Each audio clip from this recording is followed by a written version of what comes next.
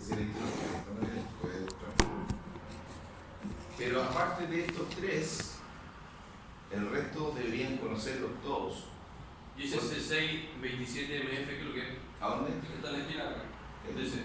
Eso es lo que había colocado allá en el circuito de allá, ¿o no? Ese es lo mismo. Mira, dice MF. Entonces es un... ¿Es una bobina?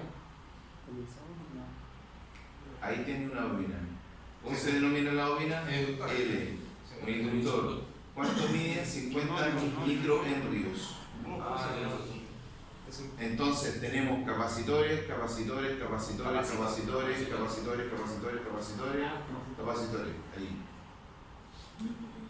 Resistencia, resistencia, resistencia variable, un volumen, un potenciómetro, resistencia, resistencia, capacitores y una bobina variable. ¿Cómo varía esa bobina?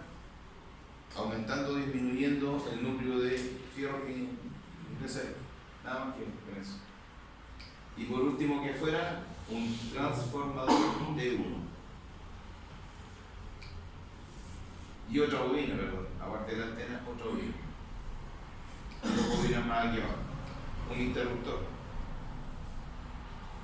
Entonces, se dan cuenta que se ve complejo el mono, pero la verdad lo que hace, o más allá de lo que haga, ustedes ya conocen casi la mayoría de los componentes que está ahí. ¿Qué significa eso para el viejo que está a las 4 de la mañana, lloviendo, solo, con 20 viejos parados, esperando que parta la máquina, y al jefe ir respirándole sobre el hombro? Significa que yo puedo, por lo que sea hasta hoy, pescar un tester, revisar si esta bobina está cortada, revisar esta resistencia y moverle el dial y ver si varía la resistencia. Está buena. Esta está fija, no está quemada. Este tampoco está quemado. ¿Qué es lo que me queda? Si tengo repuesto ese chip que estaba, espero yo, sobre una base, lo saco y lo cambio y lo prendo. ¿Funcionó o no funcionó? Ya no es chip. Ese transistor, si puedo lo cambio, si no, es contrario. Y barrero. Porque el resto lo puedo funcionar. La bobina, lo único que puedo hacer es medir continuidad. Porque aquí, en esta bobina, ¿qué es lo que puedo medir aquí entre las patas? Nada más que si el alambre no está cortado. No hay absolutamente nada más que yo pueda hacer, ¿cachai? Y en el condensador, particularmente si es de este tipo,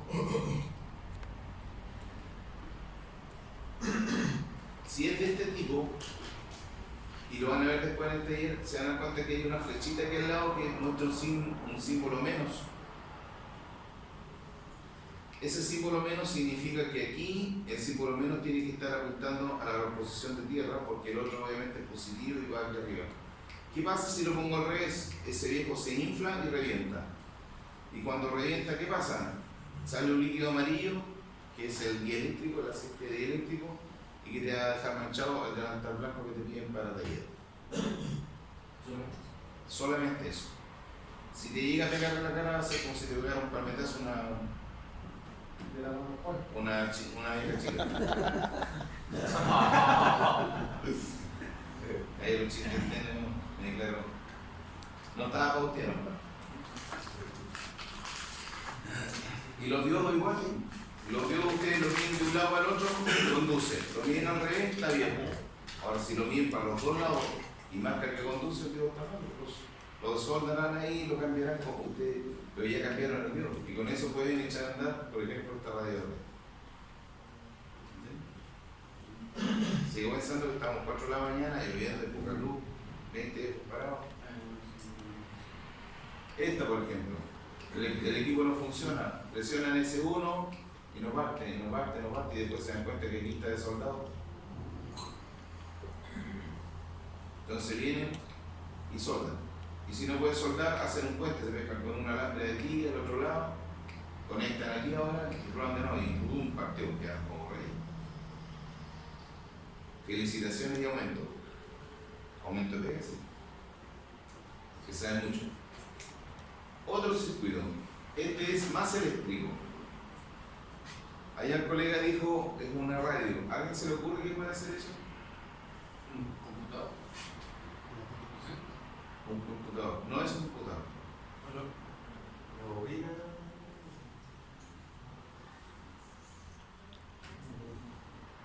Un CNC, ¿no? Teclado. Un teclado. Eso que está ahí, no, eso que está ahí es un motor. A ver, Una tostada. Qué desubicado. Siempre hace lo mismo. Creo que, profe. eso que está ahí es el control completo de un motor trifásico. Esto que está aquí es el motor.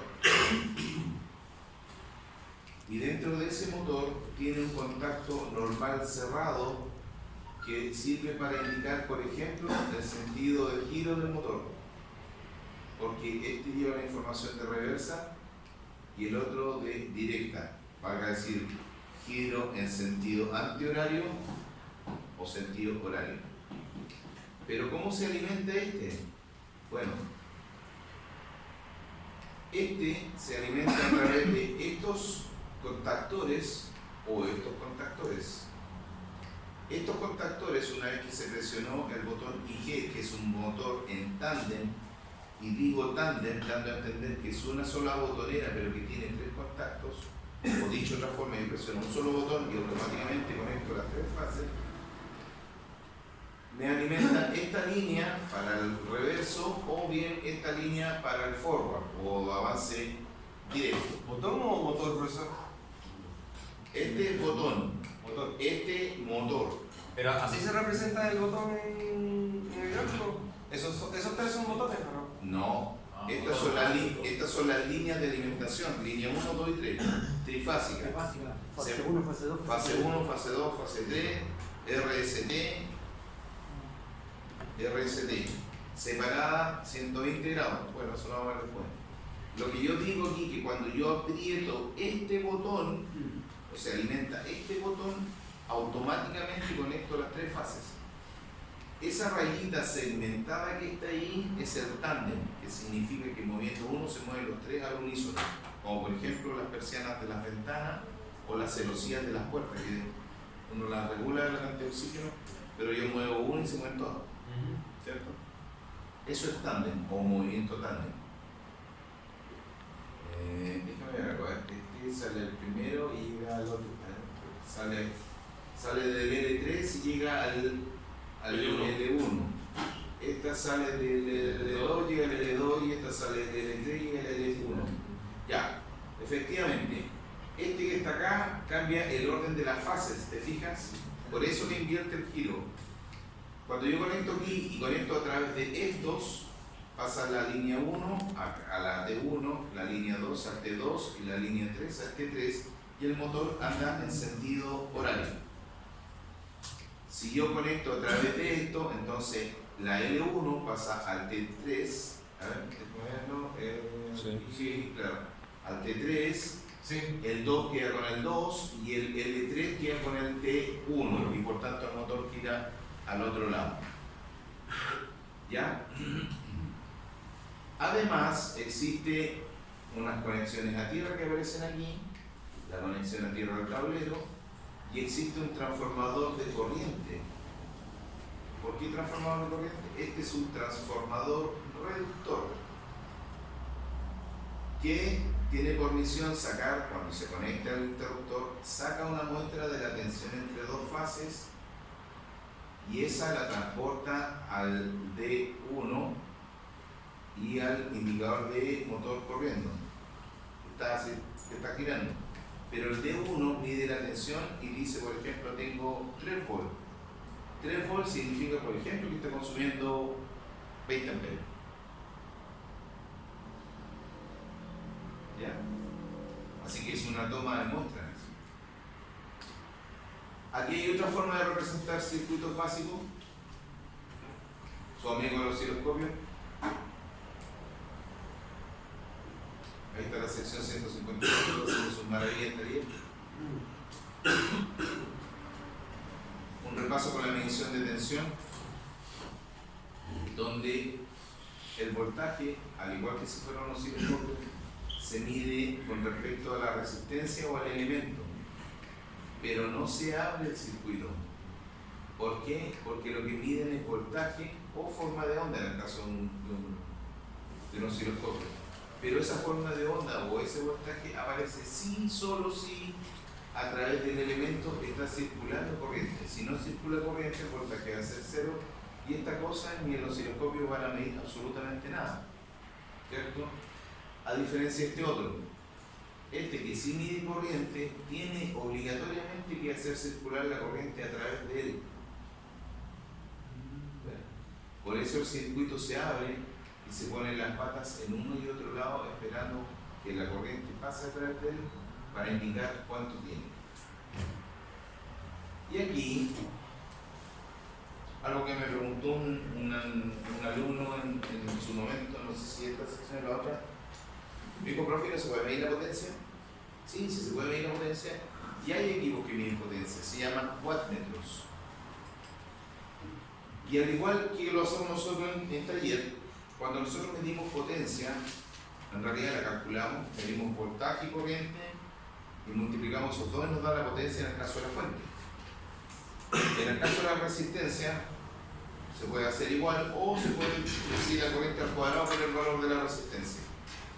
Pero este wattmetro tiene que medir voltaje y corriente. ¿Cómo mide corriente? A través de una pinza ferrométrica que en realidad es un transformador toroidal, que cuando pasa la corriente por aquí, como se generan líneas de campo magnético, inducen en él un voltaje que el instrumento lo transforma en corriente, al punto de decir, este voltaje por esta corriente, esta es la potencia que está entregando este equipo. ¿Ya? El osciloscopio, que ya lo saben utilizar, el punto común de tierra, y miden en paralelo sin abrir el circuito.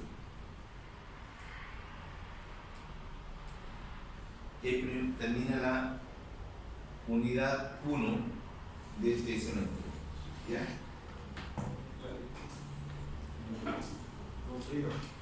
Estamos fríos.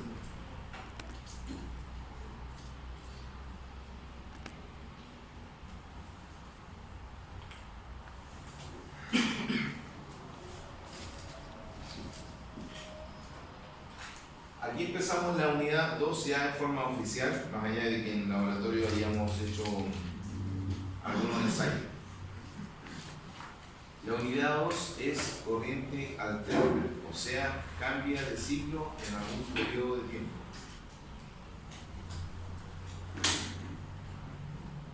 La corriente alterna está íntimamente ligado, como el yin y el yang, con el electromagnetismo y sus campos magnéticos.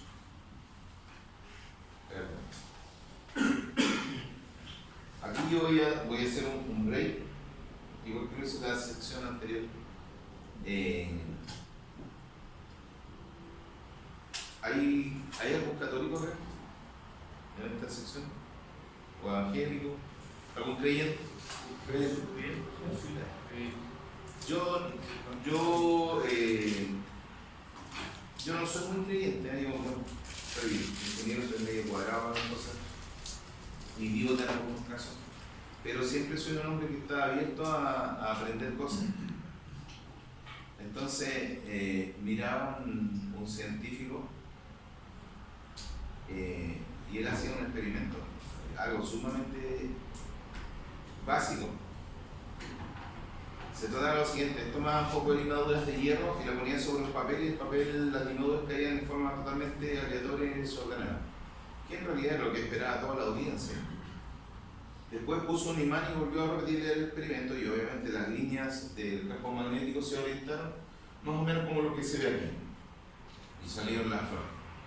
Y hasta ahí no había hecho nada, que hasta un cabro de cuarto básico, quinto básico lo puede hacer en la casa. Nada espectacular hasta ahí. Lo que dijo fue lo que a mí por lo menos me llamó la atención. Él dijo que no es la primera vez que la masa o el comportamiento de la materia queda supeditado a los campos.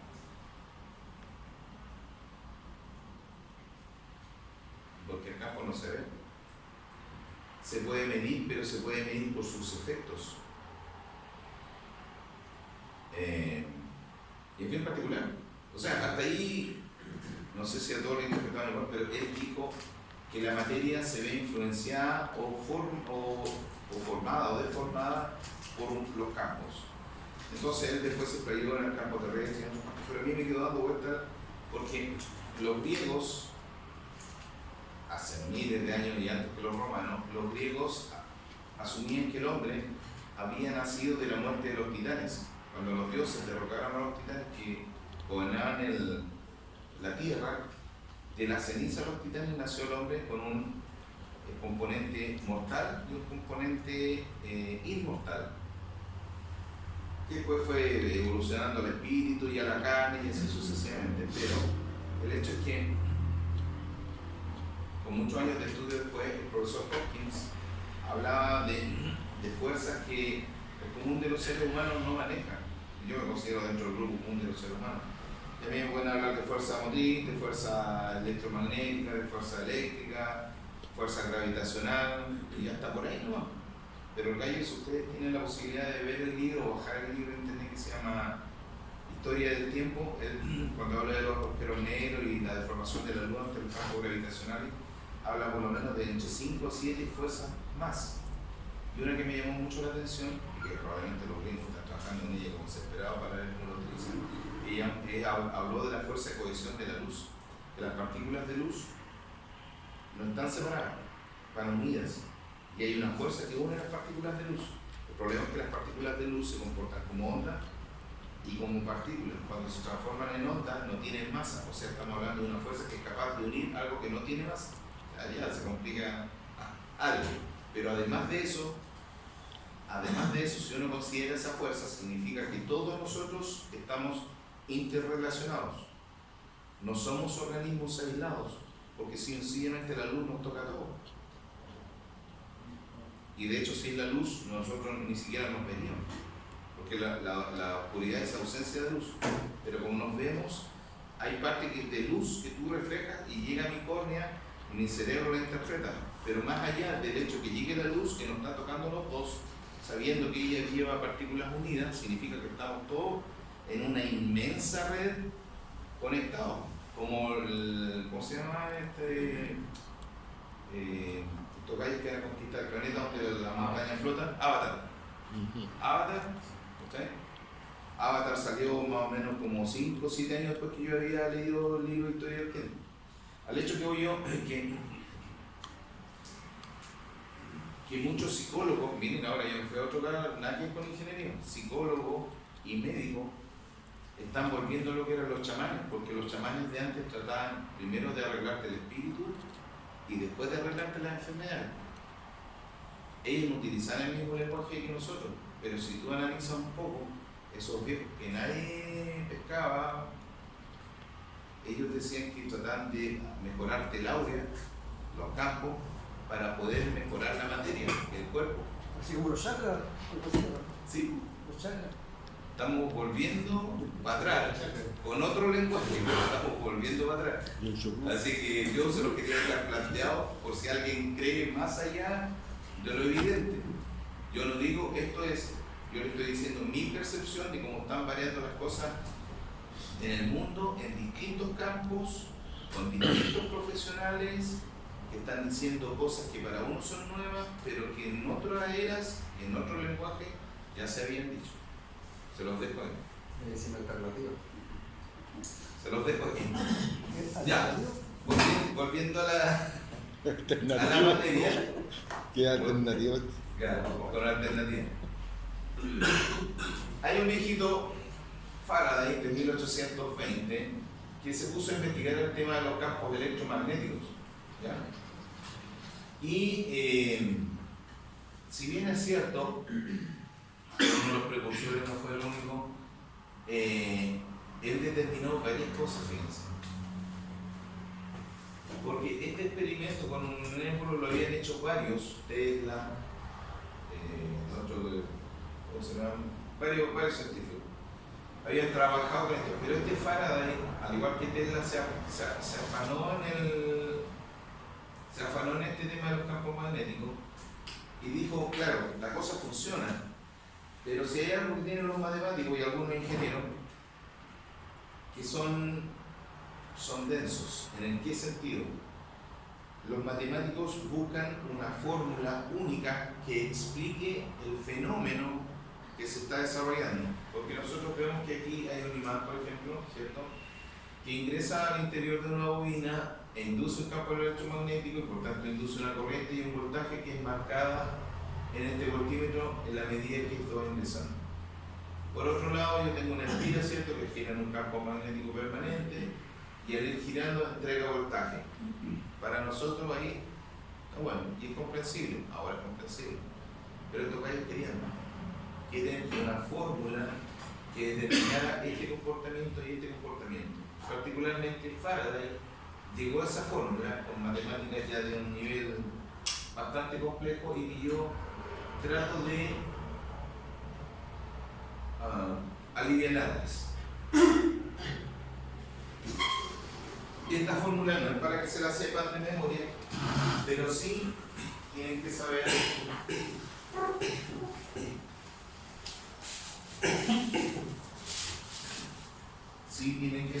lo siguiente.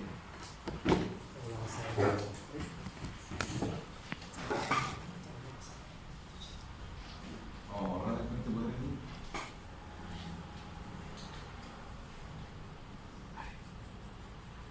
Faraday obviamente hizo varios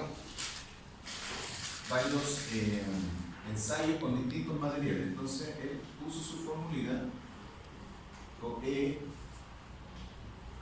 variación de la longitud. Voy a ponerlo como aproximado, ¿no?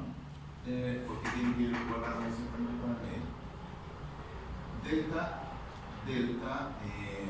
dividido por delta T igual a la sumatoria de la intensidad del campo, sí, que un vector, le voy a poner así nomás por el otro vector. No, voy a poner delta S. Y voy a volver un poquito hacia atrás. Ahí.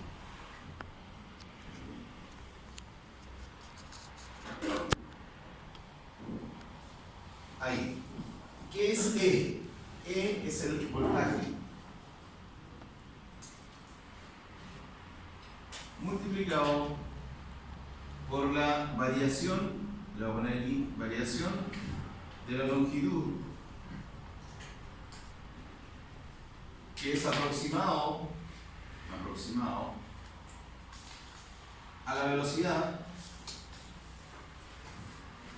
de cambio multiplicado por todo, por eso la sumatoria, aquí es todo el voltaje, y por eso está la sumatoria, todo el campo magnético multiplicado, voy a seguir aquí abajo, por la variación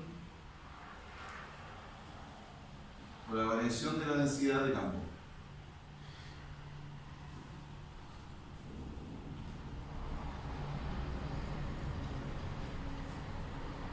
¿Qué es la variación de la densidad de campo? La densidad de campo es la siguiente.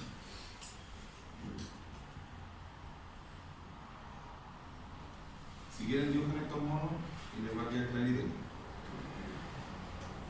Imagínense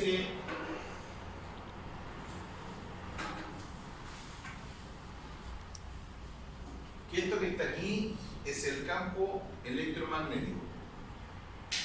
Pero esto está en líneas circulares que pasan aquí en la densidad del campo electromagnético.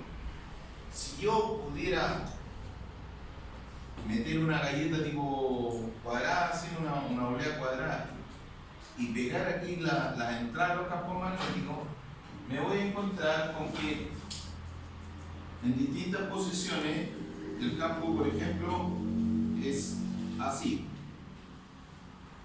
Y pasan por ella, suponiendo que este es un cuadrado de 1 centímetro, pasan por ella 6 líneas de campo magnético. Ahí está. Pero en otra posición, por ejemplo, acá más cerca del núcleo, en la misma galleta de 1 centímetro, yo tengo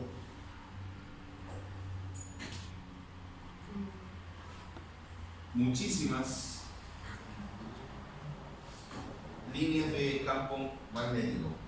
Obviamente, la densidad del campo magnético aquí es mucho mayor que acá, lo que dice que en 1 centímetro cuadrado pasan 6 líneas de campo magnético versus la cantidad de líneas que pasan acá.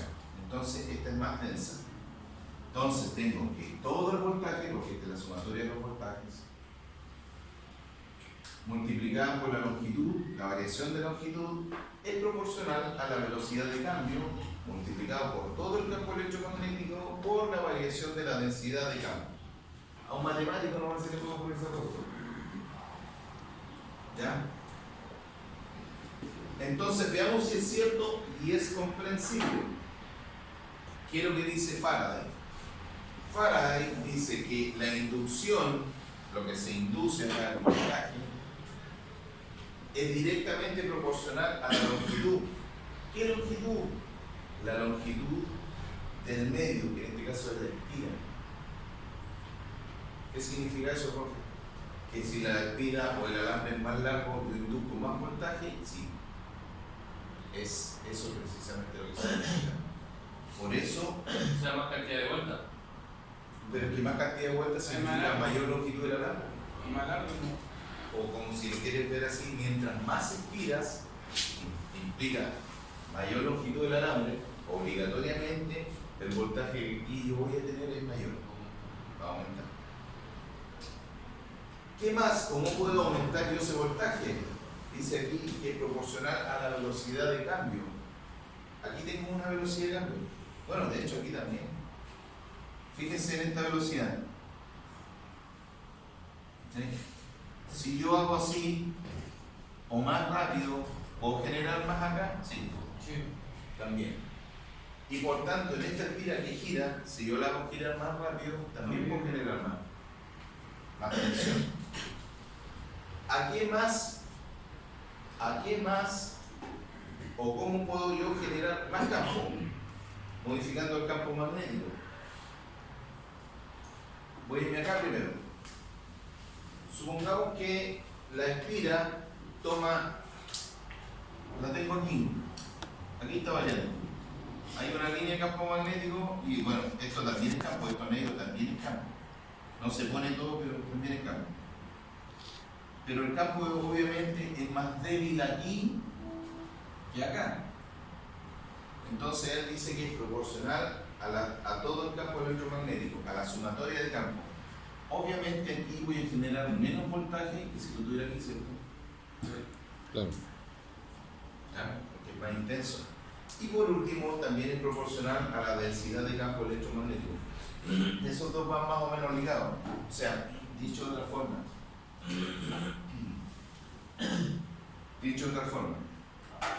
imaginemos acá, si estos imanes fueran más potentes, no lo estoy ni separando ni acercando, si los imanes fueran más potentes, este también generaría más voltaje.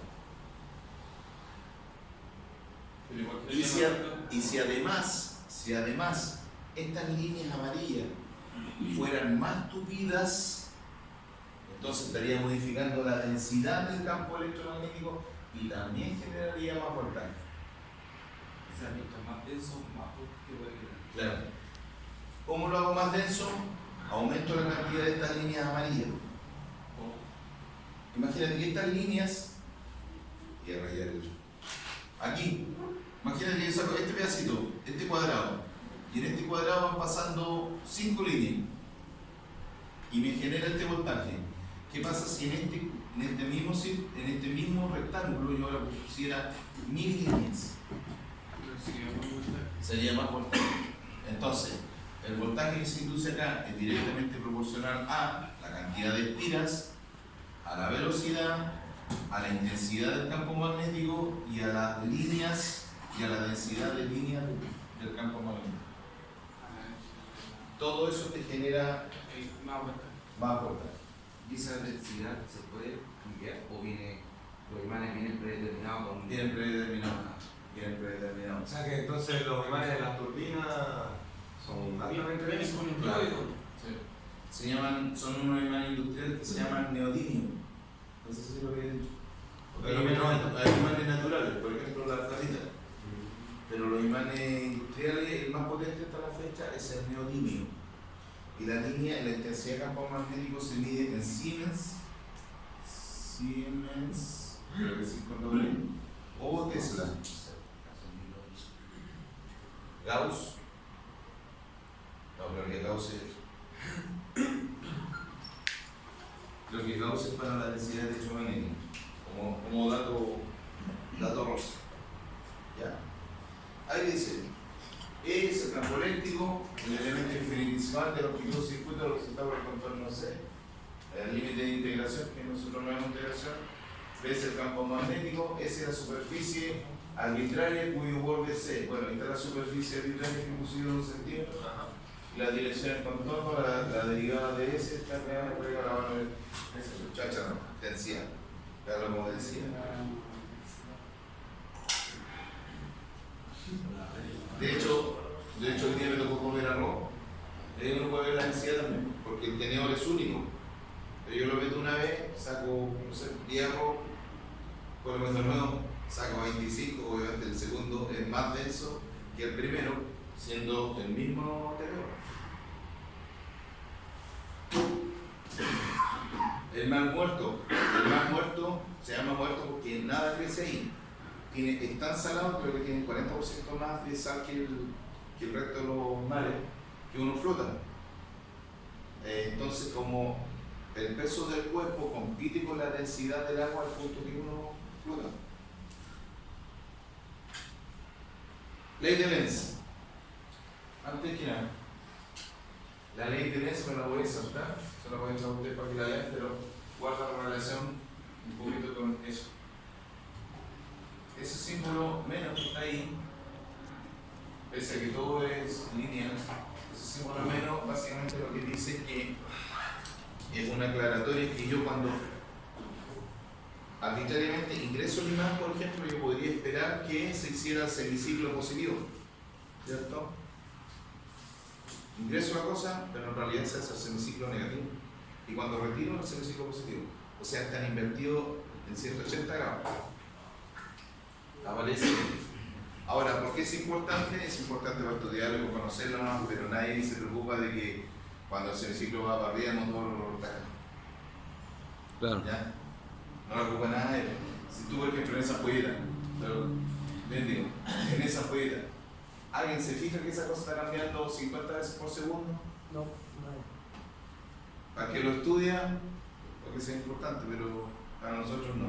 Existe la ley de Lenz y ahí dice que cuando la tensión va hacia arriba y genera estas líneas de fuerza y esta inducción en una argolla donde circula el campo electromagnético en un sentido, cuando el campo va hacia abajo, bueno, las líneas van en el otro sentido y el campo va en otro lado.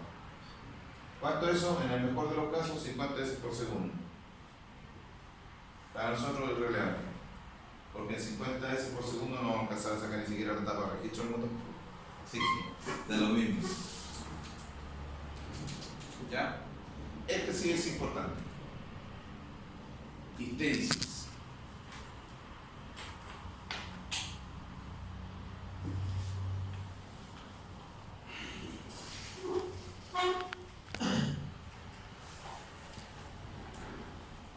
Histéresis.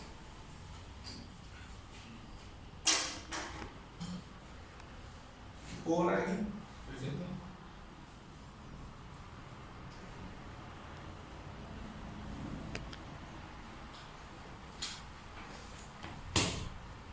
La histéresis es un fenómeno que se da en varios sistemas eléctricos, mecánicos, varios, no voy a poner en eso, pero mecánicos y especiales. Imaginemos lo siguiente. Un fierro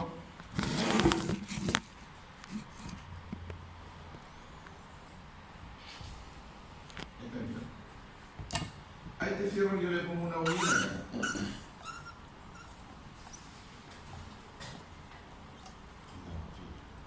¿No sería como pareció la bobina de los vehículos? ¿Cómo así? La bobina que usan. Son dobles, Pero, ¿tú estás pensando en el sapito que hace contacto? El que te arranca el motor, la bobina el motor de arranque. no, la bobina de la chispa. Que va- Ah, no, ese es un transformador elevador. Ese recibe 12 volts, bueno, antiguamente era para tener. Esa es una Pero potencia. recibe, desde el computador recibe un pulso que genera en la bobina 12 volts y al otro lado genera, creo que 16.000 volts. 24.000 volts. Claro, eso es. Y ahora va en cada bobina. Con eso me habilitamos cada bobina. ¿No? ¿Va a la bobina igual? Se va a lograr. Ya. Y acá Y se le agua al motor. ¿no? voy a tener mi salida. ¿Ya?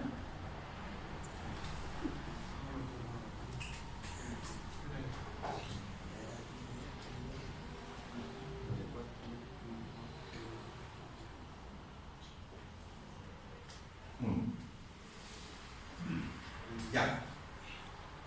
Fuente alterna regulable, ¿cierto? Todo lo que tiene flecha es regulable. Bien. Si yo me pongo a medir aquí la tensión E alterna,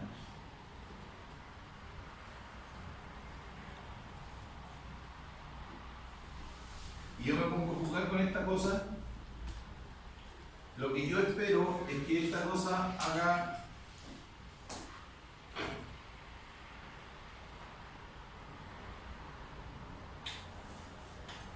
de acuerdo a cómo yo la mida, o sea, a cómo yo la regule, ¿cierto? Porque yo cierro el switch aquí, induzco la corriente, se magnetiza esta cosa, y al otro lado yo tengo una tensión de salida también alterna. ¿Y esa alterna? Sí, es alterna. Ahora, ¿qué amplitud tiene? Bueno, la amplitud va a depender. Ah, se me fue, perdón.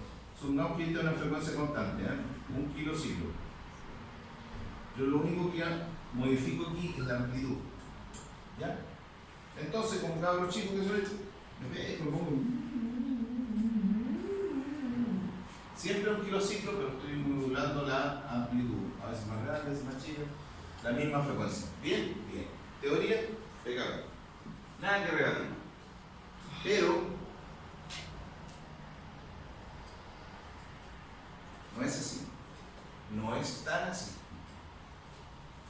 Porque si en algún momento yo llego, por ejemplo, a dar amplitudes chicas o medianas, yo puedo obtener eso.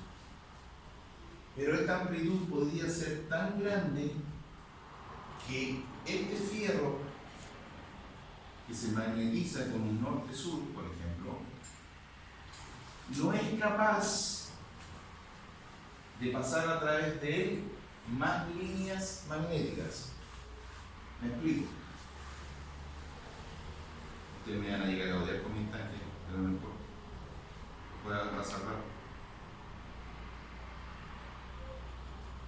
Y listo, me voy. Y este tanque está lleno.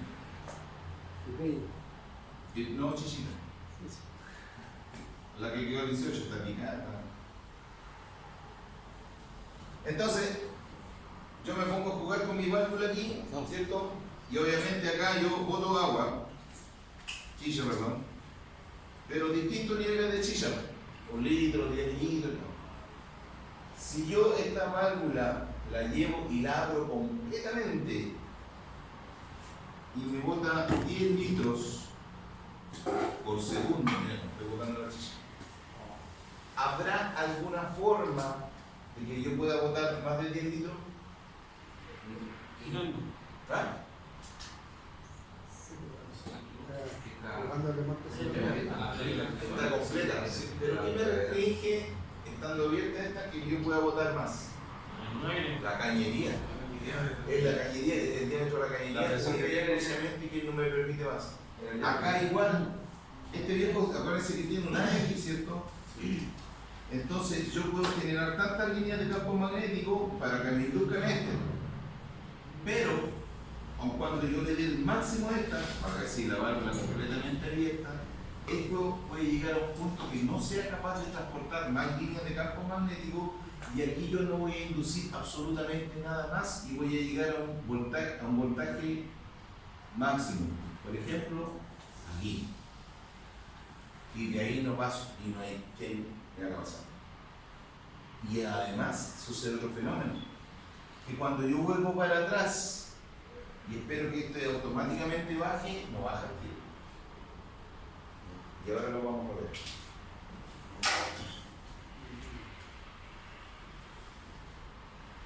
Imagínense un gráfico donde la X es corriente y la Y es la intensidad del campo magnético. Lo que pasa acá. Entonces, cuando yo empiezo a aumentar la corriente, empieza a aumentar el campo magnético. ¿Pero hasta dónde? Hasta un punto nomás. Si ustedes se fijan, aquí es lineal, o sea, yo aumento 3, sube 3. Pero aquí yo aumento 3 y va a subir 0,3, ¿no? 0,1, 0,2. Y lo mismo sucede acá. ¿Por qué? Porque se satura. El fierro está saturado. El transformador, el motor, el entrehierro del motor ya no es capaz de conducir más líneas de campo magnético, por tanto el motor no es capaz de producir más fuerza para hacer girar la carga. Dicho de otra forma, imaginemos que yo tengo un motor bueno, un Siemens, un motor así, bueno, y le meto trifásica y tengo una disponibilidad de 200 amperes para mover 1 tonelada. Yo al motor empiezo a darle potencia, llegué hasta 100 amperes y me mueve la tonelada. Entonces yo, como soy jefe, pero soy ingeniero comercial, le digo, bueno, usted, ya sabes qué, pues no le toda la carga, no, mándale a las 5 toneladas porque el motor se ve que puede. Pues de repente pasan de las 100 amperes, pasan a 120 y el motor las 5 toneladas no se la lleva. Y le dan más, 125, 150, y se quemó el motor y no se llevó las 5 toneladas. ¿Y por qué si antes lo había hecho? Bueno, porque antes estábamos trabajando aquí. Yo le ponía 1 amper más y él generaba una cantidad de campo magnético que era capaz de arrastrar. Pero en algún momento yo le seguí dando corriente y él no era capaz de dar un campo magnético. Y al otro lado estaba funcionando. Le puse demasiada carga y no fue, y nos fundimos con la bobina, con todo. Supongamos que el ingeniero comercial le hace el caso y cuando ve que el motor está medio calentito y que la cosa no va a ningún lado y tú le seguís moviendo los amperajes de poquitito y la carga no arranca y él se pone y dice, no sé quién vuelve a echar, no, si no lo vamos a echar al motor y no lo voy a servir. Tú lo echas para atrás esperando que el motor, por ejemplo, tome al tiro y tampoco toma al tiro. Y ahí pega las dos y dice, no echamos el motor. No, a veces no. A veces lo que sucede es que el viejo vuelve por otro lado. ¿Me fijan? Y esta curva que está aquí es la famosa curva de histéresis. Cuando vas hacia un lado, vas aumentando la corriente y el entrehierro se satura, vuelve así. Y cuando disminuyes la corriente, vuelve por este lado. Es decir, cuando yo voy subiendo, por ejemplo, cuando yo voy subiendo y tengo una corriente -1, tengo esta intensidad de campo magnético. Pero cuando vengo bajando, tengo esta cantidad de campo magnético, pero con la corriente de 1 y no -1. Por eso se dice que no vuelve por el mismo camino. O sea, podríamos decir que hay un desfase de tiempo también en lo que vuelve. Eso que acabas de decir es lo que la mayoría de las personas se equivocan por costumbre, porque hemos practicado estos gráficos desde primero a octavo, de octavo a cuarto medio y muchos años en la universidad donde siempre es tiempo, no, ahora es corriente. Entonces vuelvo a decir, cuando yo voy subiendo con este nivel de corriente, suponiendo menos 1 amper, yo logro esta intensidad de campo magnético que no es 0. Digamos que es 10 tesla. Menos 1 amper, 10 tesla. Y sigo subiendo. Cuando vengo de vuelta, también tengo 10 tesla, pero no con menos 1 amper. Lo tengo con 1 amper. Está al otro lado, ¿cachai? Hasta positivo. Porque viene de vuelta. ¿Sí? ¿Se entendió? Ahí usted tiene que darle vuelta porque a veces uno se marea un poquito, pero ese no es tiempo, es corriente. ¿Verdad? Y esa es una curva real de la empresa Hysteris Family. No, este no es Hysteris Family, estas son familias de curvas de Hysteris de alguna empresa americana de transformadores. Es lo único que alcanzo a decir. Y es americana. Morgens Punkt. ¿Ya? Como eran aquí, es la misma figura que les dibujé yo, pero esto es lo que van a ver en algunos catálogos. Finalmente se redunda en lo mismo que habíamos vuelto al principio cuando hablamos de esta y de esta. ¿Y qué es? Esa. Que la intensidad del campo magnético es proporcional a la corriente que circula por la espira, el área de la espira y el número de polos, que es lo mismo que van a ver después en motores también. La potencia del motor va relacionada con la cantidad de espira, el número de polos, el diámetro del ancho de la separación entre los polos y también el ancho de la superficie del alambre de la espira, porque mientras más grueso yo puedo hacer circular más corriente, solo por eso. Hasta que el núcleo de los campos, de los hierros se sature, que ahí no hay nada más que hacer, aunque le ponga 50 amperios nada, no va. ¿Ya? ¿Cómo estamos por la hora? No fue como ver. Aquí llegamos con la sección anterior. Vamos a ver. Creo que esa fórmula anterior la vamos a utilizar. ¿Esa? Sí, en la histericia. No creo. No, para mí esto es conceptual. Teoría ya. Es conceptual. Luego voy a ver. Digo que la curva histericia. No más que eso. ¿Sabes? Y de una explicación breve.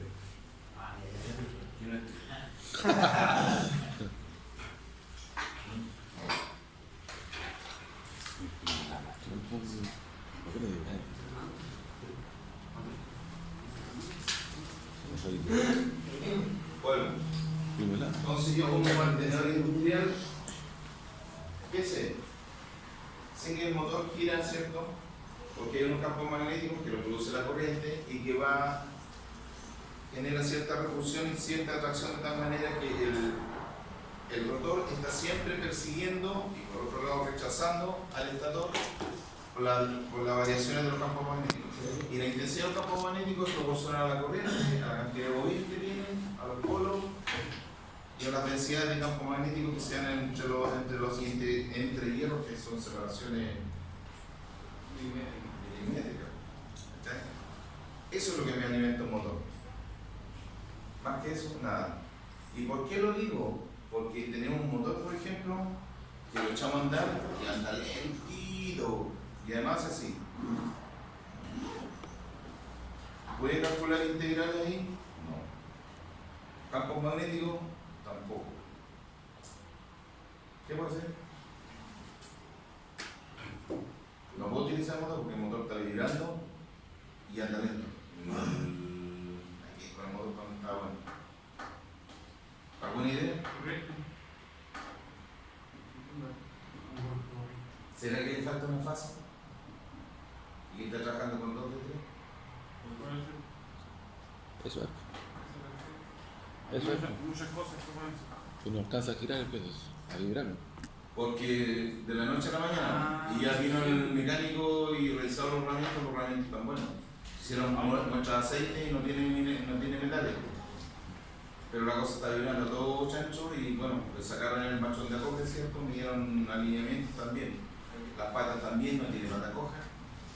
Pero el motor lo conectan y lento.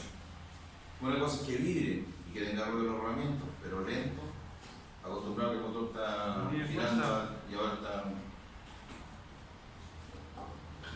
Le falta una fase.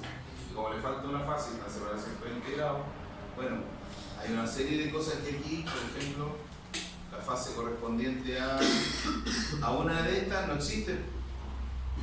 Entonces, cuando tienes que tener el motor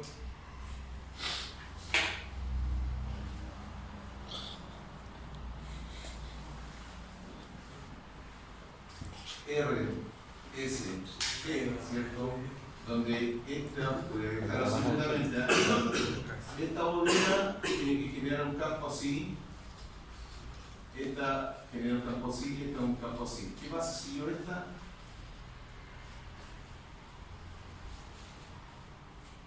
¿Cachai cómo queda desbalanceado? Entonces, Pero gira igual. ¿ah? ¿Gira igual? ¿O Sí, se sí, mantiene oye, ahí en vibración? sí gira, pero muchas veces le ponía el guante con la mano y lo Sí. paraba. No, yo pensé que quedaba como vibrando nomás, como que no Porque le daba la fuerza. si bien es cierto, hay una fuerza aquí, esta bobina o este campo electromagnético, en este entre hierro del rotor, genera, por ejemplo, un giro hacia acá, es porque de alguna forma se está repeliendo con el otro y se está atrayendo con el que viene atrás y es así. ¿Okay? Pero si ahora le falta una fase, hay todo un grupo de vectores que no se están ni atrayendo ni repeliendo. Entonces esto está básicamente empujando solamente y este otro igual. Dicho de otra forma, imagínate lo siguiente.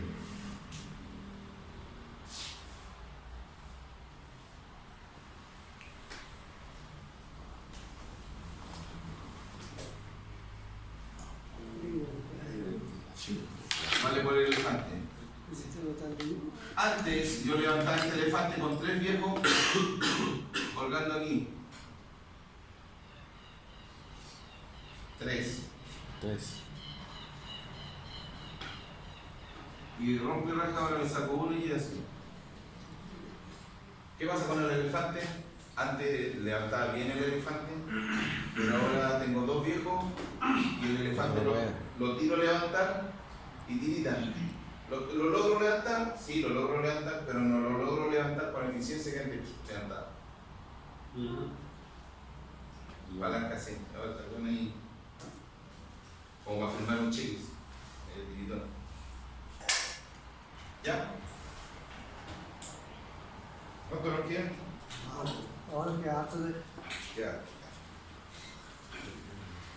Tipos de imanes. Voy a sacar mi letra. Este imán que me está que parece flotante.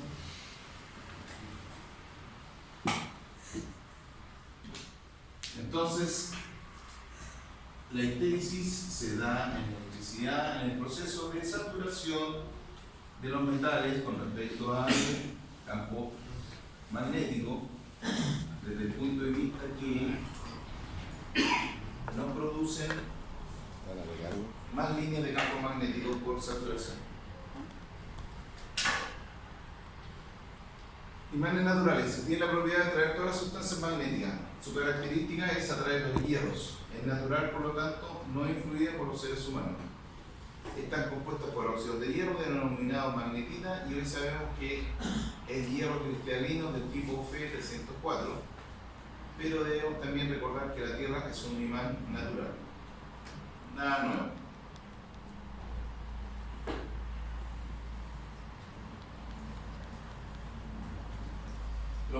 Los materiales que se magnetizan se llaman paramagnéticos y los que no se magnetizan se llaman diamagnéticos. El agua es paramagnética, o dicho de otra forma, el agua se magnetiza.